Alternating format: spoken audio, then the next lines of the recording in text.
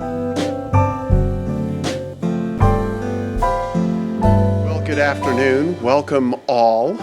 Great to see you. I know some are still getting their lunch. I know getting here to campus wasn't the easiest thing today, especially if you were coming from the south. So it's a real delight to see all of you. My name is Pete Peterson. I'm the very grateful dean of Pepperdine's Graduate School of Public Policy, and I am delighted to welcome you here to the 2024 Charles and Rosemary Licata Lecture, featuring our dear friend and former faculty member and administrator, Dr. Mike Shires. As you see in the brochure, the Licata Lecture Series has welcomed a number of amazing speakers here over the course of over 20 years. And I am just so grateful that the person who has made this lecture series happen is joining us here today. Please, one and all, join me in welcoming Rosemary Licata.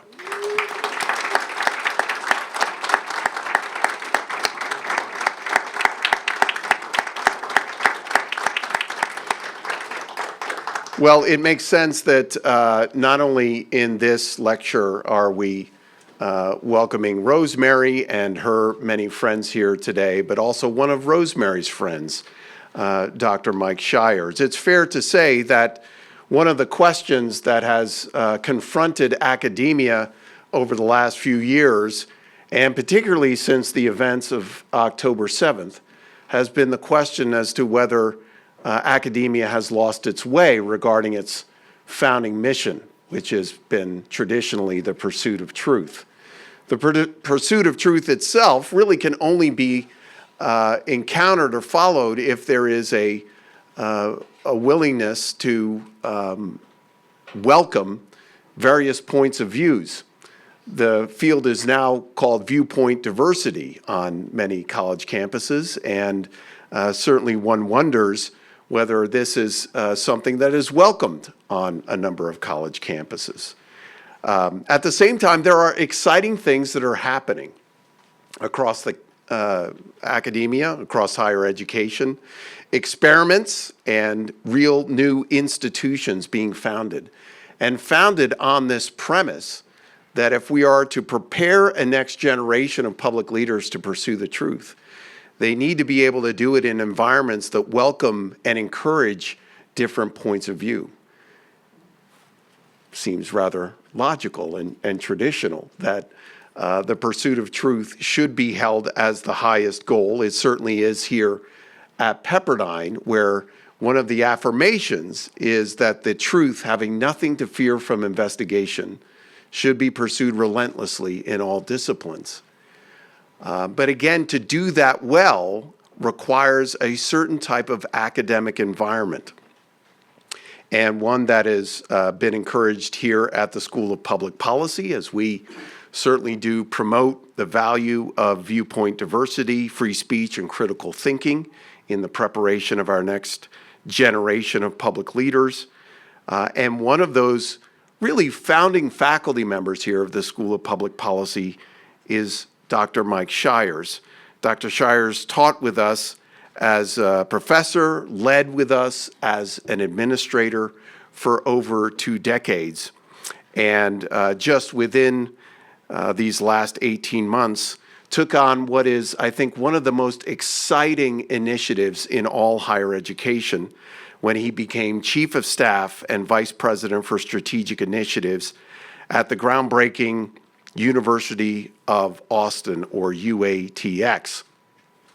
There, Dr. Shires oversees a team developing the nation's newest and most innovative university, and he's going to talk a little bit about that work there, which is grounded in a great book's curriculum, this pursuit of truth, and an understanding that as we confront a political culture and a broader society that seems to have a challenge with engaging those of differing points of view, that UATX stands as one of those new institutions preparing those leaders. The mission of this new university in Austin is that it is not only committed to the pursuit of truth through open dialogue and civil discourse, but whose structures, culture, and processes will sustain that pursuit. The importance of connecting not only a culture, but creating structures and processes from academic hiring to student recruitment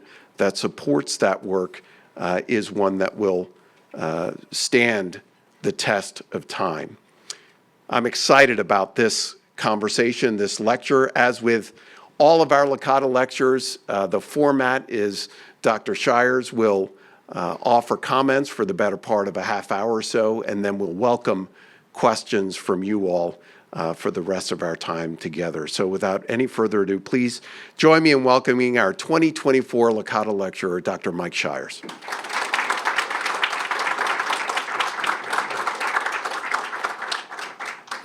It really is exciting to be home.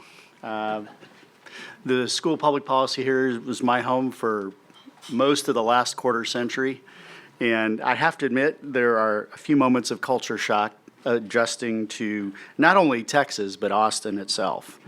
That being said, this is a really exciting day for me in part because I wanted to come here and talk a little bit about what we're doing in Austin. And in the process of building this institution, one of the things that has come up in that cycle is there's an emerging interest in free speech on American university campuses, which in some ways bucks a trend for the last 30 or 40 years where the trend was kind of the opposite. And I just want to spend a little bit of time today together talking about those and talking about some of the opportunities that are out there. Just to give you a little update on the University of Austin, the concept was raised in the fall of 2021. In November 2021, we had 5 or 6 bold volunteers step forward and say, we're going to launch a brand new university in 3 years. And that was the reaction of everybody. There's no way.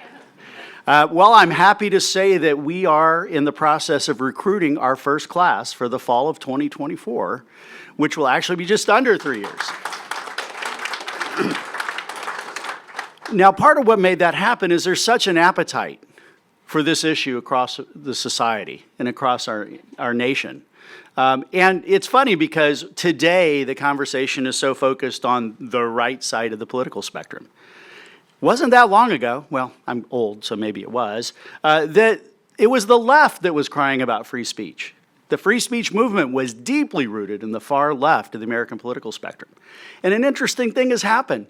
The folks who lived through that era and the folks who are struggling today with censorship have come together. And so it's exciting. I always used to tell people my favorite part about being a professor at the School of Public Policy was I had students from the left, I had students from the right. We didn't have to make it up in class. You know, we had real debates and real conversations by people who believed in what they were talking about. My colleagues at Berkeley, not so much. And in fact, my colleagues there were often envious. They said, can you loan us a couple students or a faculty member? You know, because they wanted those conversations, but it was very hard. They had to take on these roles, which, by the way, they didn't agree with, where they had to be somebody that was political diversity in the classroom. And so there's a movement afoot in America. I'm going to talk a little bit about, I'll give you an update on the University of Austin first. Like I said, we've launched, we're recruiting our first class. We're actually recruiting the faculty to teach that first class. We've had the better part of 1,000 applications for 18 teaching spots. That gives you a sense of the energy. We've literally had thousands of inquiries from faculty over the years, over the last 2 years, asking when we're going to be ready to take on, a professor of ancient zoology or something like that. I mean, there's a ton of interest across all disciplines. We have our first campus location set up in a historic building in downtown Austin, literally halfway between the Bat Bridge and the Capitol. If you know Austin at all, you'll know where that is. Right in the heart of the soul of the city of Austin. We are in the middle of an innovative tech space. Our curriculum is based on a classic foundation, so great books and critical thinking and how you humanize and how you argue and debate in a civil fashion, how you share ideas. I know for me, when I was at UCLA, my first semester, my first quarter, I had a class where there were 4 people in the class, and we were talking about the ethics of medicine. That experience, because all 4 of us had very different ideas about all these ethical conversations. But what we did was we had conversations and we shared and we listened. That skill is lost in the American classroom today.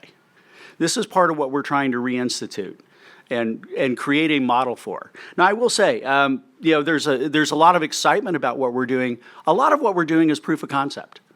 We're building an institution and saying, here's how you can do it. I'm going to talk in a little bit about our unique governance structure, which focuses on academic freedom, which is an important part of what we're doing.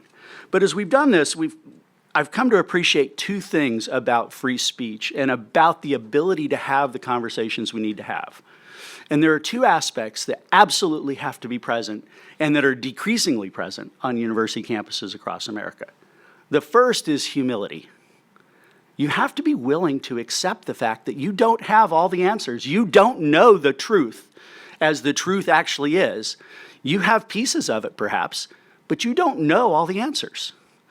And that is so hard when you talk to faculty from any field. They're all about proving that they do know all the answers. When they go to a classroom, that's very much the relationship between faculty and students. Even when you foster dialogues, the students have not been trained to listen actively and try and understand. And that's the second part that's absolutely essential to this conversation, and these are going to be kind of the themes of my talk today. You have humility on one hand, you have humanity on the other. The idea that we are all humans, that we all have experiences to share and to interact with. And that when you separate either of these two things from the conversation, that respect for others, humanity, or humility, you end up with a lopsided conversation, a lecture, you end up with people talking past each other, or basically unfriending each other, right? They stop talking entirely. And so today, as we talk about this, those are going to be the themes that sort of set as a backdrop. Now, I will point out, there's a lot of sense that somehow today is unique in the history of the academy. That in fact, free speech and academic freedom have not really been issues up until about 20 years ago. So let me just share a little bit of the history of the University of Chicago, which is often held up as one of the godfathers, if you will, of the free speech movement, the Chicago Principles. FIRE has been circulating for institutions to sign on to that promote academic freedom. In 1895, the University of Chicago fired a pro-labor professor for teaching, arguably, now, of course, perspectives will differ. The university said because he wasn't a very good teacher. His friends said that he was arguing for a pro-labor message, and that was an unpopular message, and so they fired him for what he thought. You fast forward to 1924, and this is in the wake of World War I, right, the Great War. And pacifists and socialists joined hands and became partners. It was extremely controversial for the University of Chicago to have Jane Addams speak on campus. The faculty petitioned, don't do this, cancel this.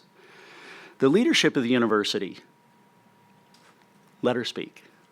And this is part of that tradition of free speech at the University of Chicago that has set them up. In 1932, the Communist Party presidential candidate, William Foster, spoke. He called for capitalism to be abolished by, quote, an open struggle of violence. Sound familiar? Interestingly enough, that combined with some other activities where communists spoke and participated on campus led to the founder of Walgreens pulling his niece out of the university publicly and raising great brouhaha. It eventually led to a hearing in the Illinois State Senate on whether the university was meeting the needs of the state or needed to be censured by the state. In 1951, the president, in his opening address, speaking of academic freedom, pointed out that academic freedom is a responsibility, a high dedication to seek the truth and make it known. Here's that theme of humility coming in, right? Seeking the truth. Dedication to truth requires and justifies the freedom to seek it, to have these conversations. It touches on one of the most important aspects. I don't know everything, right? We're fellow seekers. In 1963, for a little bit of contrast, students at the University of Chicago invited the leader of the American Nazi Party. This is 1963. The American Nazi Party to speak on campus. As you can imagine, it created great controversy. Again, the university allowed the conversation.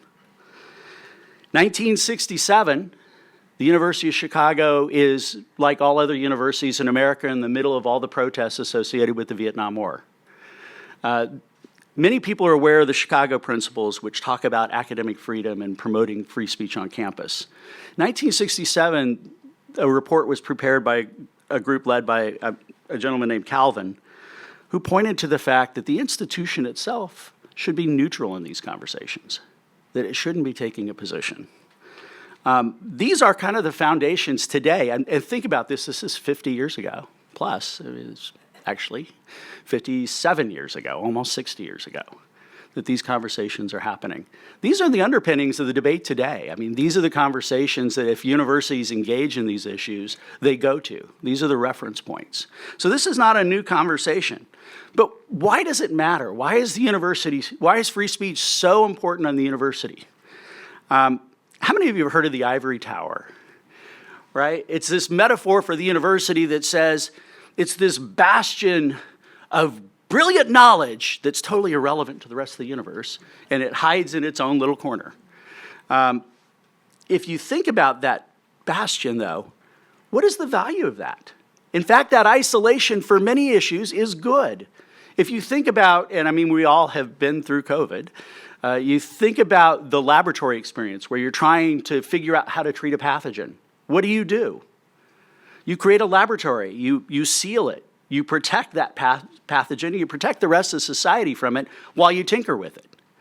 That's what universities were originally designed to do. They were to be places where you take ideas and you tinker with them and you mess around with them. And in fact, if you go back to kind of the roots of the American university, right, most of them were founded around religious principles, right? The first school was the Harvard School of Divinity, in the 17th century. They were focused on these exchanges of ideas and how you train people to lead a public conversation of these ideas and how you engage them. Well, over time, the university's role has changed. It has shifted. In fact, in sort of the democratization movement of the 50s and 60s, we decided that education is the key to social mobility. And it is also, as Jefferson pointed out, essential for an informed electorate. And so the focus on education and more education grew. The GI Bill, all these soldiers came back from World War II and suddenly had the resources to pursue college. Universities grew as fast as they could. UC added, I think, 6 campuses in a 15-year period, right? The intent was to grow and to absorb all these.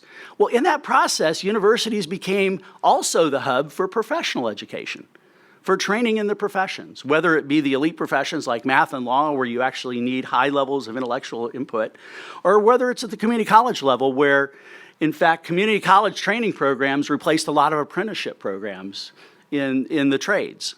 And so you have this environment where universities became much more central to the society. And all of a sudden, the bricks in that ivory tower became porous. The role of the university extended in more and more places in society. We had a belief in the 60s and 70s that technology could fix anything. This is what led to the Great Society. We're going to declare war on poverty because the social sciences have the answer. All we have to do is put some money in here, collect data, analyze it, and we'll tweak it and we'll fix it tomorrow. The promise of the Elementary and Secondary Education Act, all the food stamps, welfare, all these programs, Medicaid, were all designed to meet the needs and to have this sort of scaled response to these challenges. The universities took a central role in this because we're generating data, somebody's got to analyze it. I mean, this is where the field of public policy itself came from. It literally was invented as a vehicle for us to analyze this data and see what impact these programs had on people's lives, and then to try and make them better. And so the university's spread has grown and grown. Its importance is a central part of the economy. Today, every child from pre-K on is taught you have to go to college. That's the only way you're going to get anywhere. The university has become the gatekeeper of economic opportunity in this country. It's also become the hub for innovation.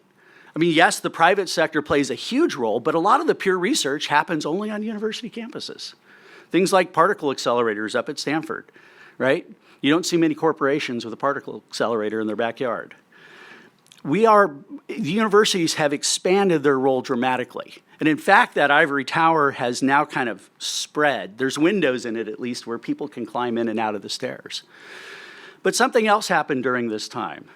As higher education got more important and smarter and more engaged in society, it lost humility. It lost that sense that I don't have all the answers. All of a sudden, they're making political decisions. They're making public policy decisions. They're doing analysis that affects the lives of literally millions of people. That's a tremendous amount of power. And the people who are engaged on the other side of this in the political spectrum recognized that they had to strengthen their alliances inside these institutions. And so while influence was flowing out of the university, politics and these social patterns and these social debates were flowing into the universities.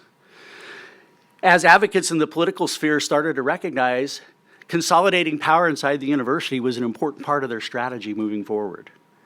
And institutions became more and more political in their leanings. Remember, I talked about the Calvin Report and how the institutions were to be neutral. In the case of the Calvin Report, it was all about the Vietnam War. We're not going to take a position on whether this is a good or a bad thing. Today, universities take positions all the time on issues, and you see it in the headlines. Concurrent with that, and this is where the lack of humility, where the humility starts to fall out of the system, they started to believe the press that in fact they had the answers and that they were capable of getting the answers. And it got to the point where, I mean, if you were getting a graduate degree, depending on which department you went to, you would end up with a certain worldview on the field you're in, whether it's economics or French. It didn't matter. Whatever field you're in was going to be influenced by the institution you were in. As the academic community separated further and further from that humility, just as that was unfolding, moral relativism kind of took over in the elite communities. Now, moral relativism is basically the idea that there is no right or wrong, that your truth and my truth can possibly coexist, possibly conflict, but there's no basis for one being superior to the other. That in fact, there is no aspirational goal here. Now, as a Christian university, there's a Polaris, a North Star for the value systems of the university. But in a lot of institutions, and this was led especially in the elite universities and the public universities, that was missing. And all of a sudden, it became about power dynamics inside the institutions. And today we have institutions that are no longer ivory towers even, or even these kind of pedestals for economic opportunity. They've now become ivory temples. They've become places where the high priests of ideas sit and issue edicts to the rest of society. And they collect political power and partnership outside those organizations, outside the universities. And the ivory temple model has led to some really challenging issues. If you think of the political divides that have unfolded in this country, I mean, the events of the past couple years are unique. If you think of COVID, we not only turned over our public health policy to a group of experts inside of an ivory tower, we turned our communications over to them, right? We literally censored viewpoints that were not acceptable or that weren't part of their mainstream. The priests literally exercised their ability to limit the conversation. Concurrent with this, we developed this huge reliance on technology.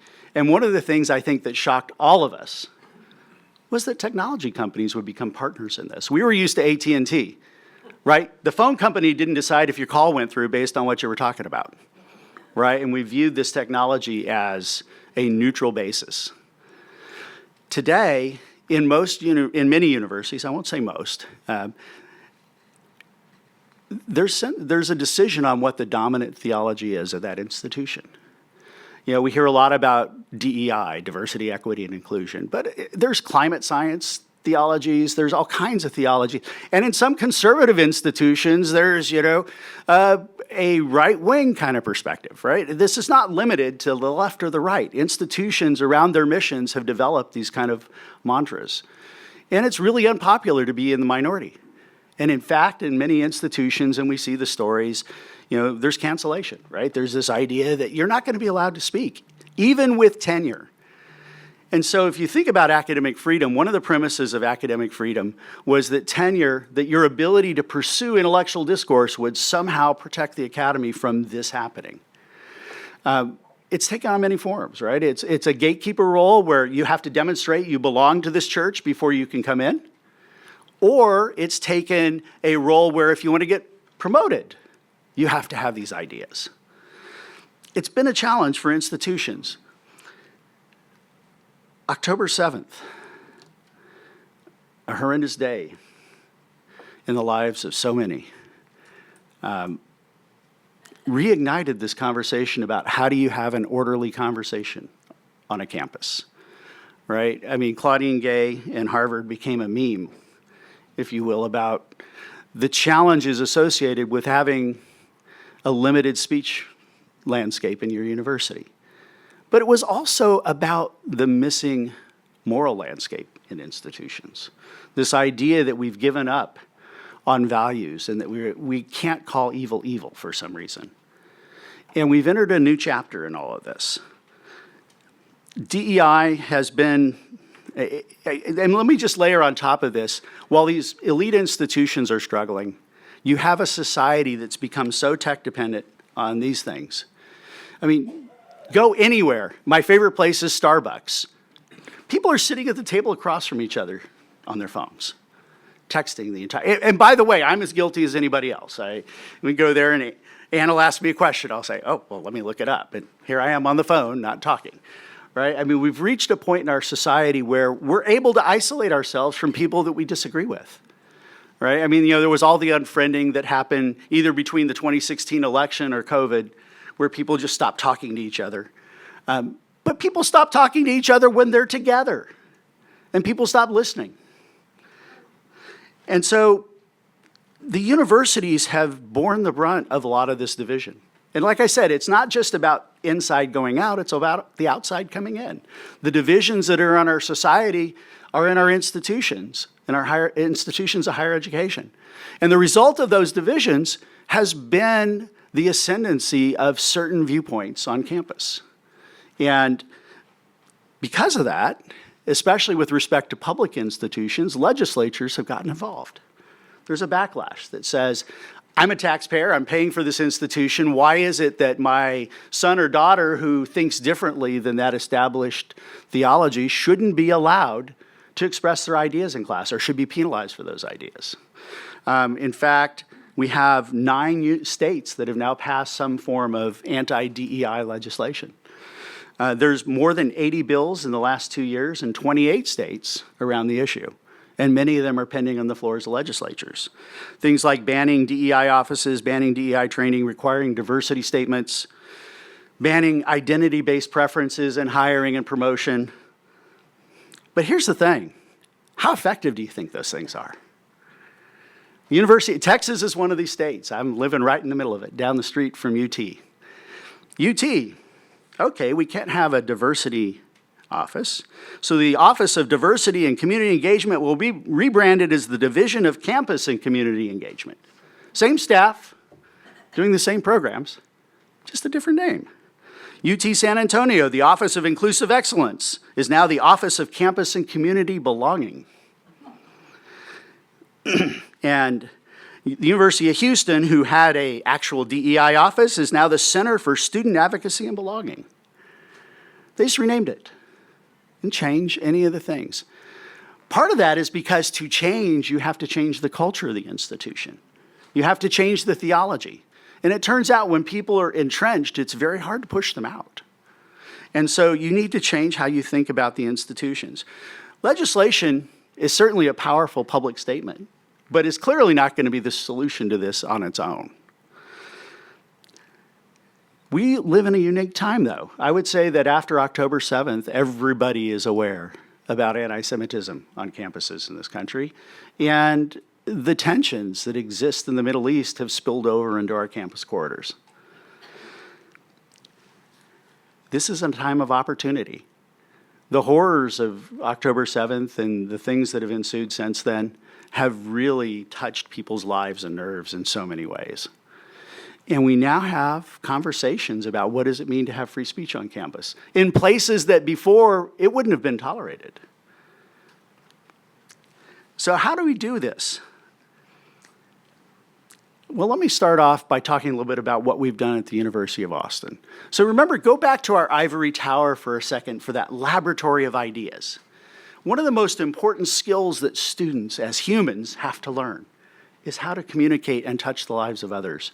Others who may be different than them. They might be different physically, they might be different historically, they might just think differently. They might have grown up next door. They could be a twin sibling who's just confused, right? That has the wrong answers. How do you interact with that person? How do you communicate? Well, in some ways, the twin is the perfect example. You grow up together and you love each other, but you disagree over ideas. Again, that's where the humility of the conversation is. It's okay for us to disagree because I'm pretty sure neither of us are certain what the answer is. We have to get our institutions back into that frame of mind. Pepperdine has been a leader in this space. I mean, it's part of why I love teaching here for so long. And part of why I was well suited to step into this new role at the University of Austin to try and build an institution that scales that up to the institutional level. The idea that we should have discourse, that we should have respectful discourse. Now, for that to work, you have to have order. And one of the goals of most activists is to disrupt the order. So you have to come up with consistent policies to enforce the order as you're doing it. I think that part of Pepperdine's edge in this conversation, quite frankly, is its Christian foundations. There is a humility that says, I know there's a God and I'm not him. That doesn't happen on most university campuses. And so Pepperdine has an advantage, though, to model that and to model the skills. The skills aren't hard, by the way. Just having somebody talk to somebody, just as simple, and we had this great exercise in the new student orientation at the School of Public Policy, where we would have a student interview. They just met that day, right? They're all brand new, they're all nervous, they don't know anything. They sit down and they interview a person, and they go through and create a bio of that person.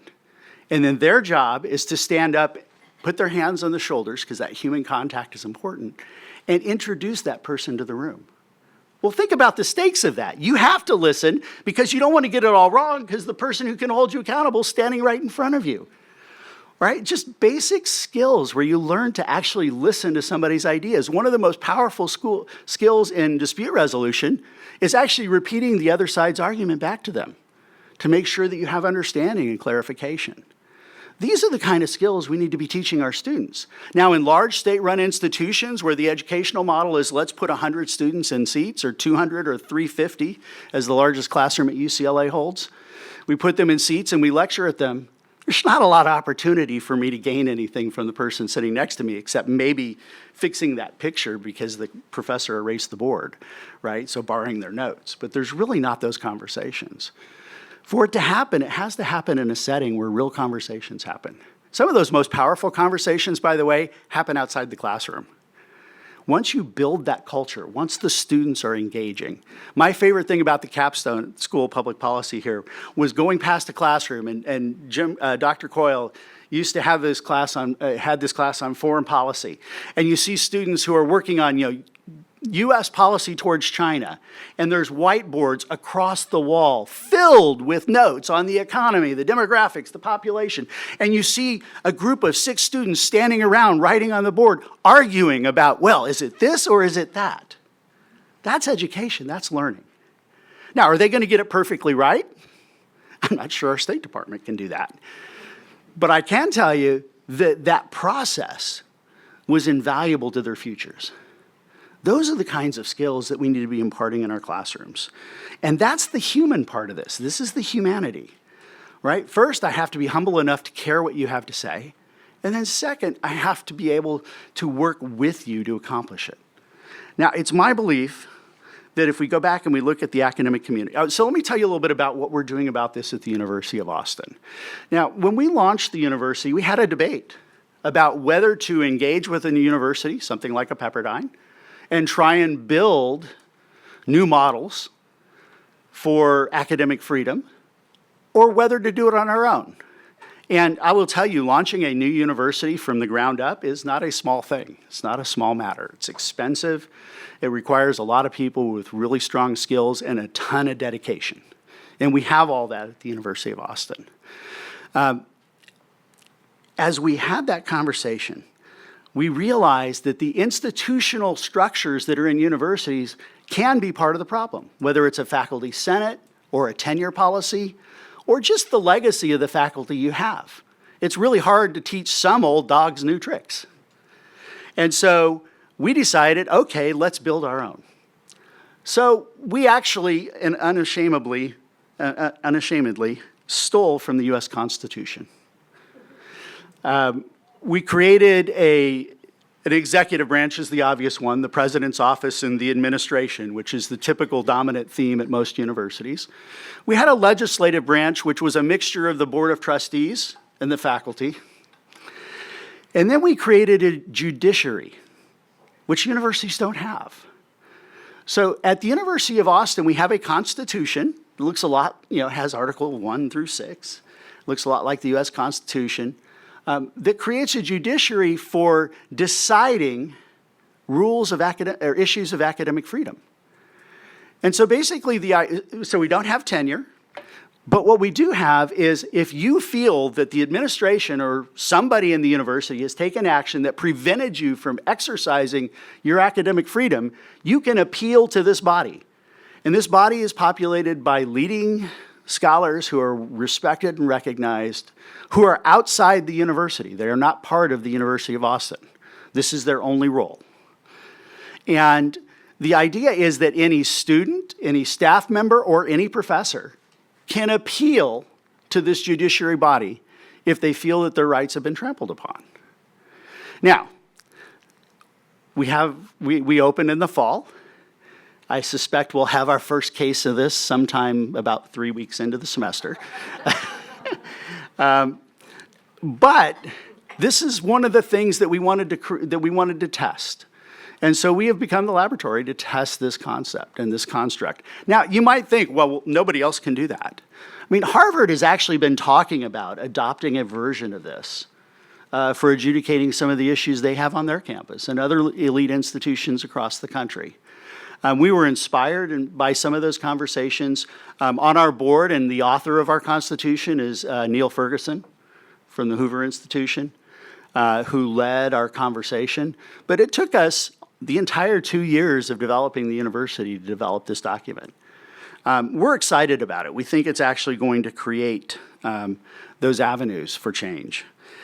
There's one point that I pointed out to our faculty and our board of trustees as we built this, which is it's only as good as the people operating it. Could this be co-opted? Well, you'd have to capture the board. But yeah, it can be. It's about leadership. It's about constant attentiveness, just like we saw in the history of the University of Chicago, where you had leaders and boards who would step forward and protect academic freedom. So our universities today need to have that center stage. Now, interestingly enough, most of them just left that to tenure and the faculty senates and the administrators to deal with for literally decades, hundreds of years. Today's conversation, though, is forcing all of us in higher education to revisit those conversations. And there are real and open conversations about being serious about it. Now, I'm not idealistic enough to believe all of those are going to produce the returns that we hope, but some will. But there's other things happening, too, that are reshaping the conversation. Students are voting with their feet. If you look at number of high school students, the percentage of high school students going to college, it peaked in 2009 at 70%. Today, it's just under 62%. I mean, as we talked about the founder of Walgreens' daughter, parents are voting with their pocketbooks. Not going to pay for that anymore. Donors, I mean, imagine Harvard losing a $100 million donor or 3, right? I mean, there is real movement in the free speech space in the academy right now as institutions try and grapple with this issue. This is a key time for institutions like the University of Austin, like Pepperdine, to be leaders. President Gash here has worked very hard to craft a balance between the different competing interests that emerge in any academic institution, whether that comes through the students or the faculty or administrators you hire. It's always going to be there because the sector is so permeated with this theological perspective. How do you create internal incentives to do that? Pepperdine has worked very hard to do that, and I think they've been quite successful. Dean Peterson's work with viewpoint diversity. The School of Public Policy has been a leader of this since its founding. One of the things that set us apart on the day we were founded is that we actually said ideas matter, and what we're trying to achieve matters. And we've built that institution, that theology about ideas mattering. Not all theologies are bad, into our DNA. And it's time for us now to continue that and to share that with other institutions. There are many institutions struggling, institutions similar in size and scope to Pepperdine that would love to have conversations about how we can do that. One of my roles at the University of Austin is to work with other institutions that are trying to develop mechanisms for accountability and governance. I said, our vision for this university is not just that we're going to be this place where students go to school and they have their lives transformed. That's the essential mission. But that we're going to be an influence to other institutions and spread that around the nation. As we think about this, it still comes back to those 2 points, humility and humanity. Our leaders at these universities and our faculty and our students need to be humble. They need to understand that they have things they can learn from other people, not just their professors. They can learn from other people, not even in their classroom. I mean, some of the most powerful lessons are experienced if you're doing education policy by going into a classroom at a failing school and seeing all those innocent young children whose economic opportunities you know are stacked against them, whose life opportunities are stacked against them simply because they're in a school that can't quite accomplish its mission. Those things transcend the classroom. The humanity, that's where the humanity comes into it. That's where you touch other people's lives. The most transformative experience in a university are not tests, they're not lectures. It's relationships that students build between each other, with their faculty, and everyone else. Institutions need to focus on that.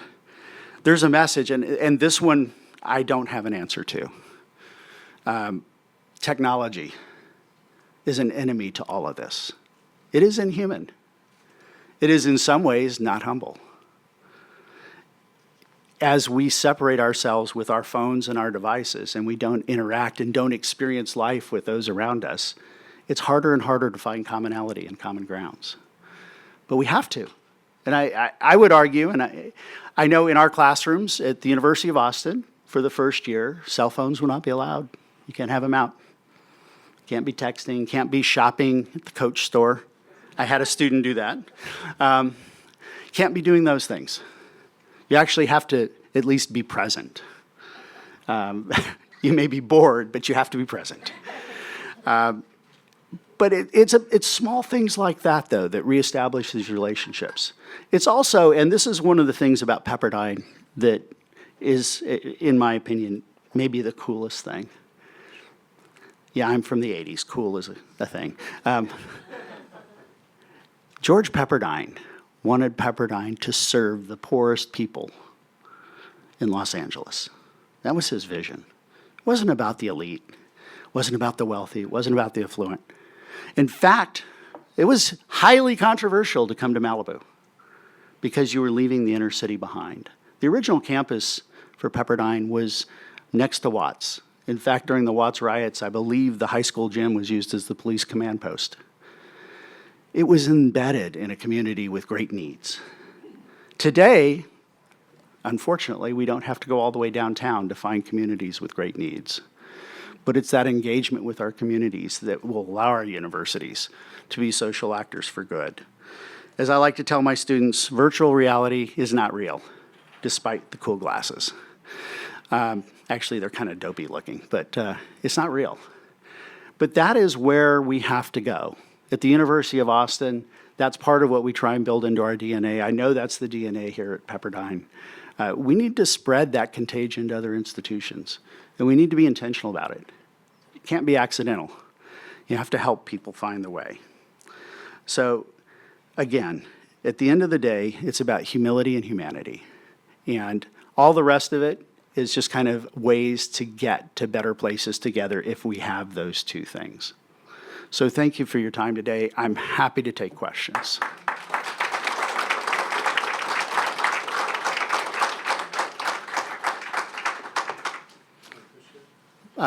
Bob, and then here. Mike, I listened to Neil Ferguson, who I see Thursday, talk about this, and he emphasized, as you did, that the most important feature of this program is the judiciary part. So I have a question about how that works, and that may not be thought out yet. Are those decisions binding? So here's the trick. In the state of Texas, the Board of Trustees cannot be bound by a committee's decision unless a majority of that committee are members of the Board of Trustees. So we had a decision to make between having it be binding or having the best possible people on that committee. So this is where I said before, no matter what institution you have, leadership is critical. The board has committed to following the rulings of that panel. They're external to the university, so they're not on the Board of Trustees. But legally, we can't make it binding. And sorry, follow-up. Does that judicial mechanism propose a remedy, or does it just make a decision on an issue, in which event, who decides on the remedy, assuming the grievance is identified and not by the judiciary? So that panel has broad discretion about recommending solutions or not. The expectation is things will only get there when somebody feels they've been wronged, so something actually has to happen to them.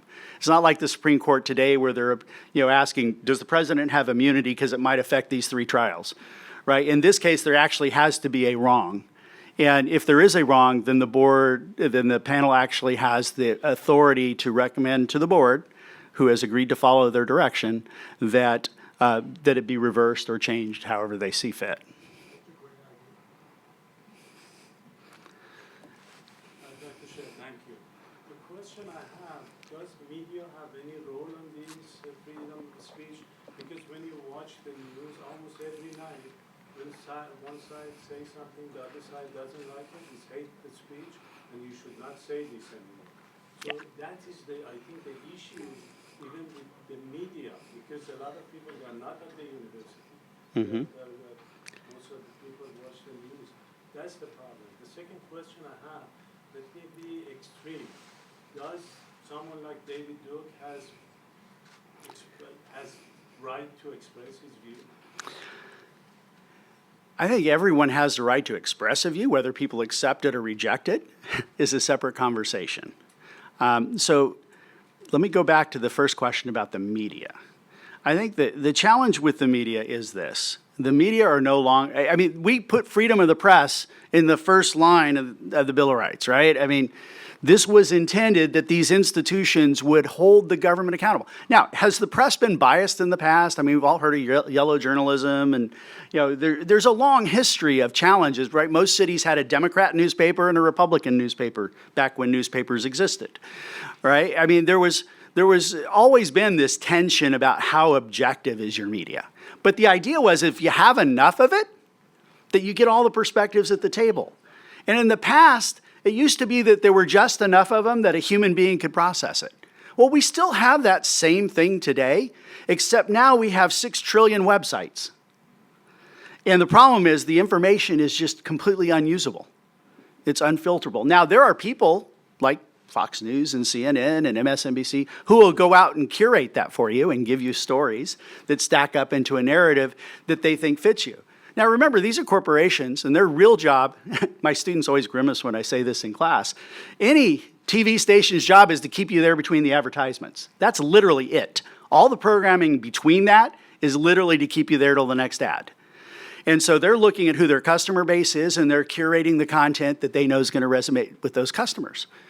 The idea of media as a profession still exists, I think, in the hearts of every young journalism student that wants to go into it to change the world. There aren't many job opportunities to actually do that. And so what do? They all become bloggers and post on media sites. And again, now we have 6 trillion and 1 sources for news.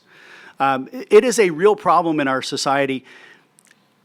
The phone company part of it, the public utility part of it, the platforms like Twitter and Instagram and these other folks who are curating content by restricting people's ability to express themselves, that to me is a huge public policy problem.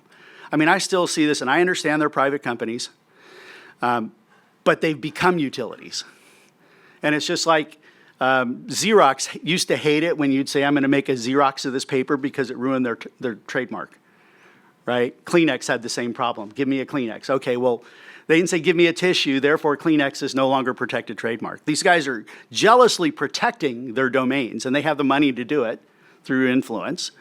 But the reality is that we need to have platforms where there's open discourse and where people can rise. And we have a little bit of that, by the way, in kind of the YouTube world somewhat, because it's harder to censor that.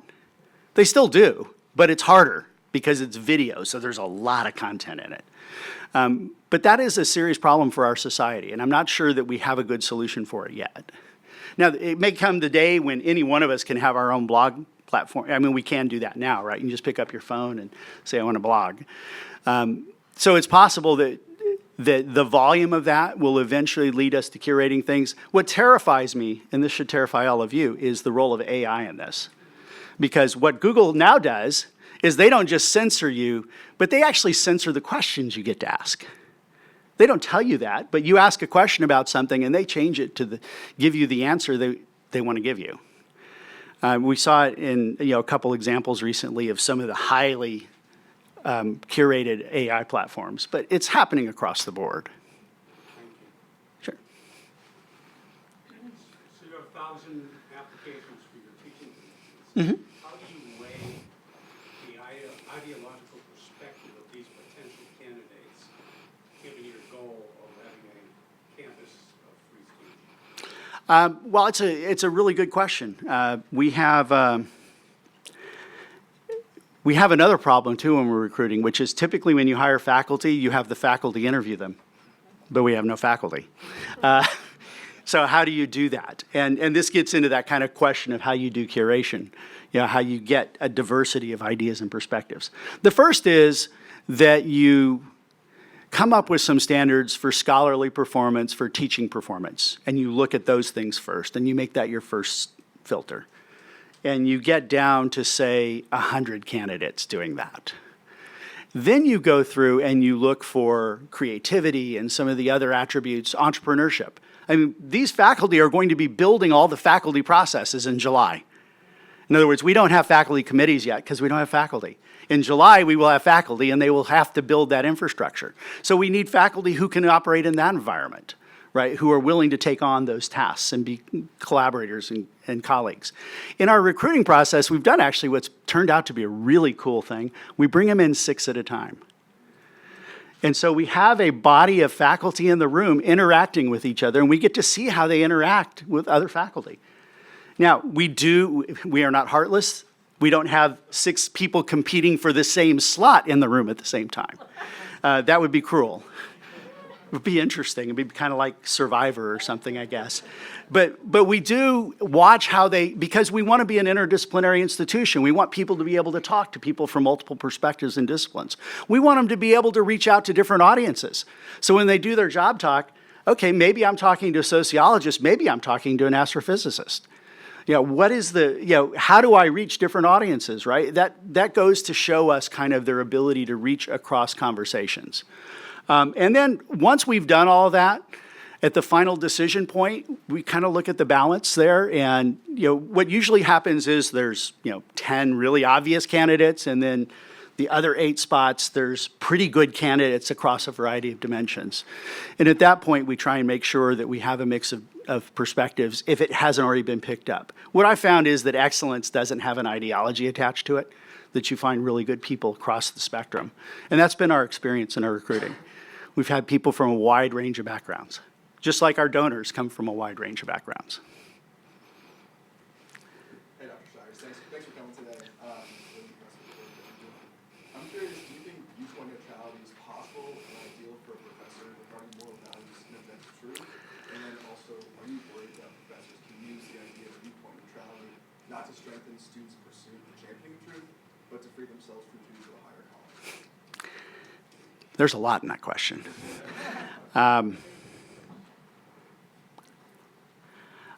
Let me talk about how I handled it.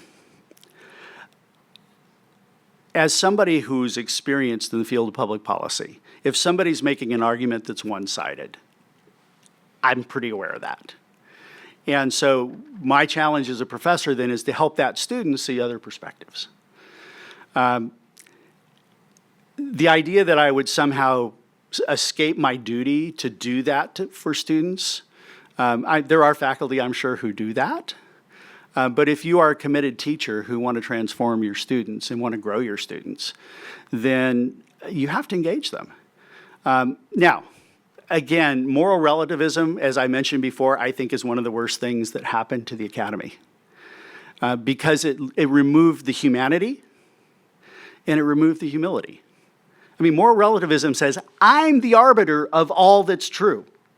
That's literally what it says. Every single person in this room, it's the ultimate form of the original sin. It's pride to the highest power. I don't buy it. That's not the way I've seen the world work, and that's my experience. I believe in transcendental good and bad. And I think that, yeah, now, am I going to force you to believe that as a professor? No. What I'm going to do is I'm going to ask you the same questions I had to ask myself to get to that conclusion. And you're going to find your own answers. I mean, that's one of the things that people don't understand about learning. People learn from things that are unexpected. They don't learn, I mean, they learn facts, they learn philosophies, they learn histories, but applying them requires experience. It requires something happening that forces them to engage it. And the professor's job is to create opportunities for them to engage it. Somebody asked me one time, and I mean, Pepperdine's a Christian institution, and there are some faculty on campus who think you should pray at the beginning of each class. And they said, how do you deal with truth in class? I said, well, if you really believe God created the universe, guess what? The best answer is probably going to be the one that he designed. And if that's not true, he's not who you think he is. And as Dean Peterson said in the opening remarks, we have to embrace that. We have to embrace those conversations and pursue that truth and have faith that that truth will reflect what we believe it does. With all of these people coming across the border, the impression you get is they haven't learned much education, including their children and from any age. Has there been any discussion about how you approach 10, 20 million people who have no education, and you're going to indoctrinate them into America? Is there any chance of that ever happening? Well, it has happened. I mean, many of the immigrants that have come to this country have been less educated. So if you go back, for example, to Vietnam, at least when I graduated from high school in 1981, like every high school's salutatorian or valedictorian had a Vietnamese name, because that first immigration group from Vietnam were the ones who could get out before the war came to Saigon, right? And so they got out, and they all went to French school. They were wealthy, right? And so they all went to French schools. They had very strong educational backgrounds. Soon after that, as Saigon fell, the Hmong immigrants came. They had almost no educational background. Same thing south of the border, and U.S.-Mexico immigration. The immigrants in the 60s and the 50s tended to be more educated. They tended to come over for other reasons. As you look at their kids, by the way, their kids thrive in American society. But if you look at the immigrants that came from Michoacan and Oaxaca, say in the 90s and 2000s, where there were large quantities of average third grade education, for the parents had almost no education. The kids had little access to education. By the second generation, they were indistinguishable from other kids. I mean, so America has a mechanism for absorbing that. The volume that's happening now, I don't have an easy answer for. I mean, we've absorbed 1 million or 2, over 2 or 3 years pretty easily. 8 and 3 years. I mean, that's starting to push the capacity of our schools, if nothing else. Now, you do get other issues in the schools, like, okay, now the student population is increasingly from these communities. Who's paying for it?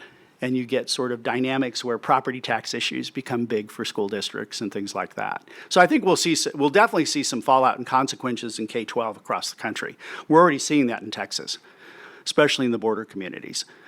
But if America continues to adhere to the model that we want to provide a free education to everybody who's going to live here, then we have to seriously engage educating that community so they can become contributing members to it.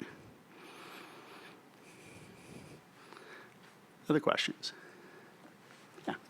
Could you address fear with faculty coming in? I mean, just individuals getting involved with you. It seems to me that's one of the things that I see in our communities. There's so much fear. It's chaotic times. We just came out of COVID, right? And again, remember I talked about those media companies. What's their job? Keep you watching between the commercials. Nothing like a car crash or a train wreck, right? People go to NASCAR, not to watch them go around in circles, right? So a lot of that fear is generated by the media, I think. I was talking to a friend of mine who lives in Berkeley. We were there this weekend, and he was talking about San Francisco. And you've heard all the media accounts of San Francisco. It's horrible. You can't walk down the street. And for the financial district, that's largely true. But you go 20 blocks in any direction from the financial district, it's pretty much the way it's been. Crime is up.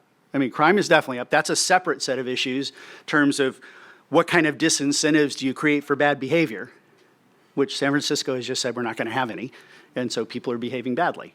But if you talk about the quality of life for people living in those communities, aside from everything being really expensive, it hasn't changed much. So a lot of the fear, I think, can be overcome by just people engaging life. And again, COVID got us into this mentality, oh my gosh, I can't leave the house. LA County, you're walking outside during COVID without a mask in the park by yourself, it's a $100 fine. I mean, we had to make everybody afraid, we had to punish them, we had to lock them down. We're all coming out of that experience. We're still in a little bit of shell shock. So, I mean, people are sensitive to things. October 7th, I mean, one of the things about the media today is the ugliest things in society are in your face. You see them. You experience them. The beautiful things are there too. You just don't get to experience them as much. So, I mean, I think that part of it has to be all of us just saying, enough. I'm not going to be afraid anymore. I mean, you want to be cautious. Like, I wouldn't walk downtown Oakland at 10 o'clock at night with a Rolex on my wrist or anything.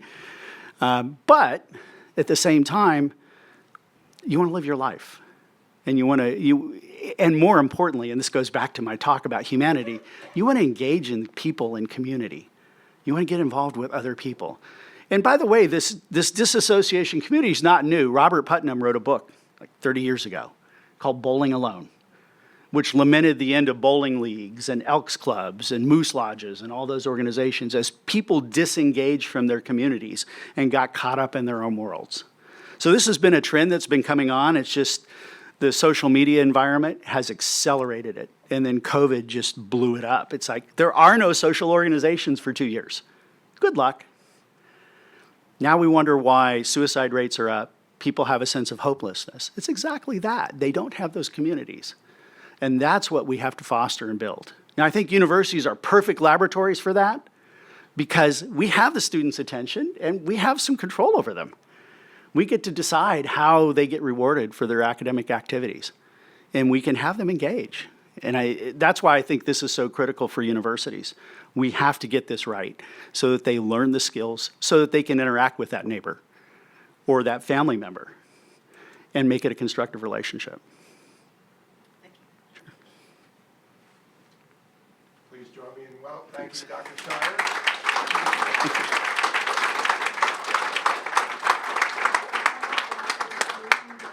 Thanks so much, Mike. It's been so great to have you back, and just so excited about the work you're doing, but also grateful for our friendship and looking forward to finding new ways to work together in the future.